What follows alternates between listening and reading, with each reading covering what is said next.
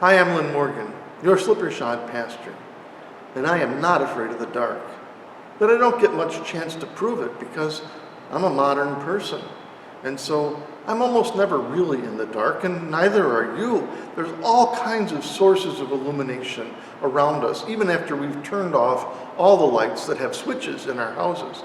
There's light that filters in from street lights and the general illumination of city lights that just kind of blanket our sky, so that if you want to experience true darkness, you almost have to travel a good long distance to get to a place where there isn't much light pollution. It was not so for our ancestors. They experienced real darkness, and in the darkness they experienced real danger.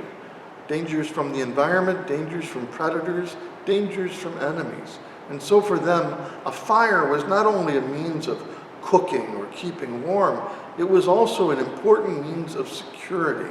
It gave them an environment in which they could know what was around them and live with a certain degree of safety. The Israelites were led, we're told, by a pillar of cloud and a pillar of fire. So in the daytime, there was a cloud that led them around, and at night, there was a pillar of fire that led them around. But I think this was more than just God's GPS system. It was, perhaps most of all, a sign of God's care for them and a sign of God's presence.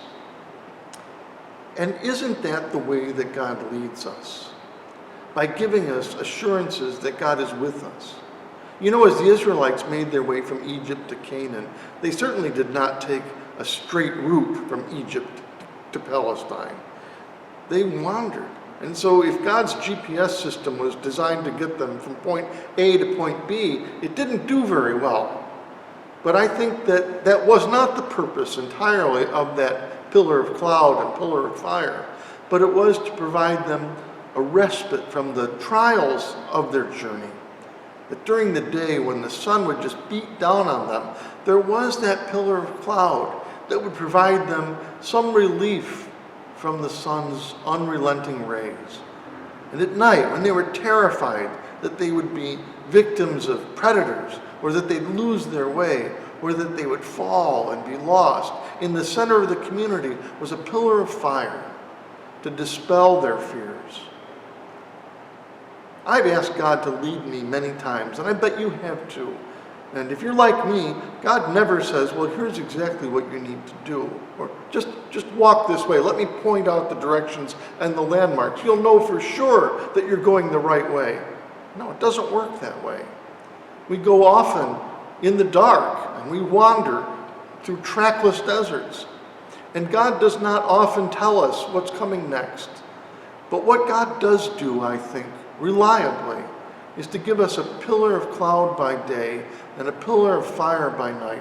That is, to provide us comfort and assurance that God is present, and to give us enough respite from the trials of the journey that we're able to keep soldiering on, that we can keep sojourning and making our way in the direction that God discloses to us step by step.